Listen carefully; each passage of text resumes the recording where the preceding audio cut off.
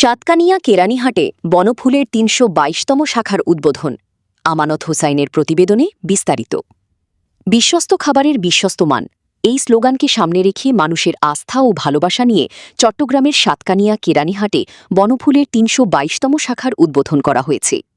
সোমবার ২৫ মে ২০২৬ সকাল ১১টায় সাতকানিয়া বান্দরবন সড়কের তানিম কার্কেট এলাকায় আল হায়াত হাসপাতালের পাশে আয়োজিত উদ্বোধনী অনুষ্ঠানে প্রধান অতিথি হিসেবে উপস্থিত ছিলেন বনফুল কোম্পানির জেনারেল ম্যানেজার মোহাম্মদ আরমানুল আলম। তিনি ফিতা কেটে নতুন শাখাটির আনুষ্ঠানিক উদ্বোধন করেন। উদ্বোধন শেষে দোয়া ও মুনাজাত অনুষ্ঠিত হয়। আমরা কাজ করে আসতেছি মানুষের আস্থা ভালোবাসা নিয়ে। আমাদের মানুষের হাতে পৌঁছানো, কোয়ালিটি সম্পন্ন ভালো জিনিস মানুষের হাতে পৌঁছানো হচ্ছে আমাদের একমাত্র উদ্দেশ্য, এবং এটার মাধ্যমে আমরা মানুষকে সেবা দেব। বনফুল বাংলাদেশে একটি পরিচিত প্রসিদ্ধ নাম।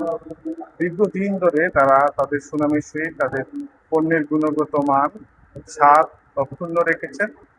আশা করছি গ্রাহকরা এখানে এসে স্বস্তির সহিত তার পণ্য কিনে তারা প্রশান্তি লাভ করবে, এবং বনফুল যারা প্রতিষ্ঠা করেছেন কেরানীহাট, তাদের প্রতি আমাদের অনুরোধ থাকবে তারা যেন গ্রাহকদের সাথে সর্বোচ্চ সম্মানস্বরূপ আচরণ করেন।